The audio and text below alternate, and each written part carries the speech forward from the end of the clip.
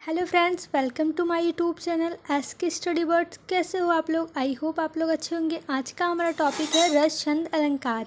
आइए देखते हैं रस छंद अलंकार होता क्या है। सबसे पहले हम देखते हैं रस की परिभाषा। कविता पढ़ने या नाटक देखने से जो आनंद प्राप्त होता है उसे रस कहते हैं। आज हम लोग इस वीडियो में हास्य रस, करुण रस, श्रृंगार रस और वीर रस के बारे में पढ़ने वाले हैं। आइए सबसे पहले हम रस और अस्थायी भाव को देख लेते हैं। पहला है हास्य रस, उसका अस्थायी भाव हास होता है। सेकंड है करुण रस, उसका अस्थायी भाव शोक होता है। थर्ड है श्रृंगार रस, उसका अस्थायी भाव रति होता है। और फोर्थ है हमारा वीर रस, उसका अस्थायी भाव उत्साह होता है। सबसे पहले हम देखेंगे हास्य रस। हास्य रस का अस्थायी भाव हास होता है। जब हास नामक अस्थायी भाव विभाव, अनुभाव तथा संचारी भाव से मिलता है यानी संयोग करता है तो हास्य रस की उत्पत्ति होती है। आइए देखते हैं हास्य रस के उदाहरण। पहला उदाहरण देखते हैं। हाथी जैसी देह, गैंडे जैसी चाल, तरबूजे सी खोपड़ी, खरबूजे से गाल। सेकंड उदाहरण है हमारा। शीश पर गंगा हंसे, भुजनी भुजंगा हंसे, हास की तो दंगा भयो, नंगा के विवाह में। इसका अस्थायी भाव हास होता है। इसका दो उदाहरण लिखवाए हैं, आप लोगों को जो सही लगे आप लोग वो लिखिए। अब हम देखेंगे करुण रस। करुण रस की परिभाषा। करुण रस का अस्थायी भाव शोक होता है। जब शोक नामक अस्थायी भाव विभाव, अनुभाव तथा संचारी भाव से संयोग करता है तो करुण रस की उत्पत्ति होती है। आइए देखते हैं करुण रस के उदाहरण। ऐ मेरे दोस्त लौट के आजा, बिन तेरे जिंदगी अधूरी है। करुण रस का अस्थायी भाव शोक होता है। आइए अब हम देखते हैं श्रृंगार रस। श्रृंगार रस का अस्थायी भाव रति होता है। जब रति नामक अस्थायी भाव विभाव, अनुभाव तथा संचारी भाव से संयोग करता है तो श्रृंगार रस की उत्पत्ति होती है। आइए श्रृंगार रस के उदाहरण देखते हैं। मेरे तो गिरधर गोपाल, दूसरा न कोई, जाके सिर मोर मुकुट, मेरा पति सोई। इसका अस्थायी भाव रति होता है। आइए देखते हैं वीर रस की परिभाषा। वीर रस का अस्थायी भाव उत्साह होता है। जब उत्साह नामक अस्थायी भाव विभाव, अनुभाव तथा संचारी भाव से संयोग करता है तो वीर रस की उत्पत्ति होती है। आइए देखते हैं वीर रस के उदाहरण। खूब लड़ी मर्दानी, वो तो झांसी वाली रानी थी। ये उसका उदाहरण है। इसका अस्थायी भाव उत्साह होता है। रस हमारा कंप्लीट हो गया। अब हम देखेंगे छंद के बारे में। छंद में हम 4 छंद पढ़ेंगे, सोरठा, रोला, चौपाई और दोहा। आइए देखते हैं।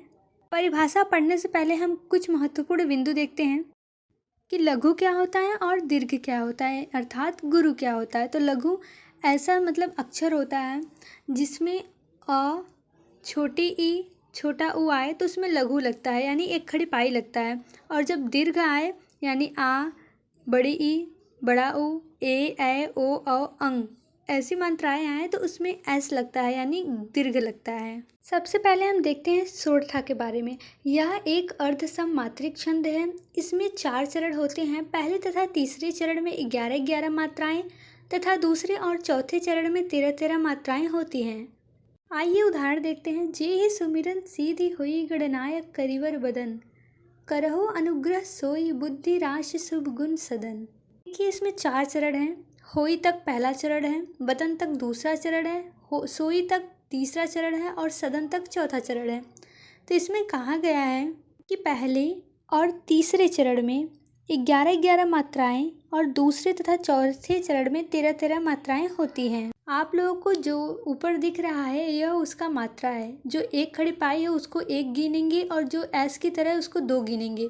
तो आप लोग देख लीजिए कि पहले चरण में कितनी मात्रा है। तो पहले चरण में गिनने पर हमारा 11 मात्राएं आएंगी। अब हम देखेंगे रोला छंद के बारे में। यह एक सममात्रिक छंद है। इसमें 4 चरण होते हैं। प्रत्येक चरण में 24 मात्राएं होती हैं। 11 और 13 मात्राओं पर यति होता है। आइए उदाहरण देखते हैं। जीत जाती हुई जिन्होंने भारत बाजी, है ये वही प्रसिद्ध छत्रपति भूप शिवाजी। आप लोग इस सूत्र को यानी इन मात्राओं को गिन लीजिएगा। अब हम देखेंगे चौपाई छंद के बारे में। यह एक सममात्रिक छंद है। इसमें भी 4 चरण होते हैं। प्रत्येक चरण में 16-16 मात्राएं तथा अंत में गुरु लघु नहीं होना चाहिए, अर्थात इनमें गुरु और लघु एक साथ नहीं होना चाहिए। इसमें हम 2 उदाहरण देखेंगे। पहला उदाहरण देखते हैं। बदौ गुरुपद पदुम परागा, सुरुचि सुबास सरस अनुरागा। अर्थात इसमें ये कहा गया है कि जो अंतिम के 2 अक्षर हैं यानी रागा, रागा, 2 जो अक्षर है उसमें लघु और दीर्घ यानी यस और एक खड़ी पाई एक साथ नहीं रहना चाहिए। या फिर दोनों गुरु हो या फिर दोनों लघु हो। चौपाई छंद के दूसरा उदाहरण देखते हैं। जय हनुमान ज्ञान गुण सागर, जय कपीस तिहुँ लोक उजागर। आइए दोहा का परिभाषा देखते हैं। यह एक अर्ध समात्रिक छंद है। इसके भी 4 चरण होते हैं। इसमें पहले तथा तीसरे चरण में 13-13 मात्राएं तथा दूसरे तथा चौथे चरण में 11-11 मात्राएं होती हैं। अंत में गुरु लघु होना चाहिए। आइए हम दोहा छंद के 2 उदाहरण देखते हैं। पहला उदाहरण देखते हैं। बड़ा हुआ तो क्या हुआ, जैसे पेड़ खजूर, पंछी को छाया नहीं, फल लागे अति दूर। अब हम दूसरा उदाहरण देखते हैं। रहीमन पानी राखिए, बिन पानी सब सून, पानी गए न उबरे, मोती मानुष चून। आइए देखते हैं अलंकार के बारे में। काव्यों की शोभा बढ़ाने वाले उपकरणों को अलंकार कहते हैं। आज हम देखेंगे उपमा, रूपक, उत्प्रेक्षा, अनुप्रास, यमक और श्लेष अलंकार के बारे में। तो आइए देखते हैं। सबसे पहला है उपमा अलंकार। जहाँ एक वस्तु या व्यक्ति की तुलना किसी दूसरे व्यक्ति या वस्तु से की जाए, वहाँ पर उपमा अलंकार होता है। इसका 2 परिभाषा है। एक और परिभाषा देखते हैं। जहाँ पर उपमेय में उपमान की समानता बताई जाए, वहाँ पर उपमा अलंकार होता है। आप लोग को जो सही लगे आप लोग वो लिखिएगा। आइए देखते हैं उपमा अलंकार के उदाहरण। हरिपद कोमल कमल से। इस उदाहरण में हरि के पैरों की तुलना कमल से की गई है। अब हम देखेंगे रूपक अलंकार। जहाँ उपमेय में उपमान का आरोप हो, वहाँ रूपक अलंकार होता है। उदाहरण देखेंगे इसके। पायो जी मैंने राम रतन धन पायो। इस उदाहरण में राम रतन को धन बताया गया है। अब हम देखेंगे उत्प्रेक्षा अलंकार। जहाँ पर उपमेय में उपमान की संभावना बताई जाए, वहाँ उत्प्रेक्षा अलंकार होता है। उदाहरण देखते हैं हम। नेत्र मानो कमल हैं। यहाँ पर मानो शब्द का प्रयोग कल्पना के लिए किया गया है। अब हम देखेंगे अनुप्रास अलंकार। जहाँ पर एक ही अक्षर या वर्ड बार बार आए, वहाँ पर अनुप्रास अलंकार होता है। उदाहरण है हमारा रघुपति राघव राजा राम। यहाँ पर र वर्ड जो होता है, अक्षर होता है, वो बार बार आया है। अब हम देखेंगे यमक अलंकार।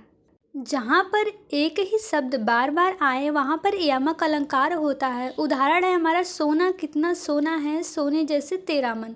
यहाँ पर सोना शब्द जो है वो बार बार आया है। लास्ट है हमारा श्लेष अलंकार। जहाँ एक ही शब्द के कई अर्थ हो, वहाँ श्लेष अलंकार होता है। उदाहरण है हमारा रहीमन पानी राखिए, बिन पानी सब सून, पानी गए न उबरे, मोती मानुष चून। आई होप आप लोग को ये वीडियो अच्छा लगा होगा। अगर अच्छा लगा होगा तो लाइक, सब्सक्राइब एंड शेयर ज़रूर करें। Thank you so much. मिलते हैं नेक्स्ट वीडियो में। तब तक के लिए बाय बाय।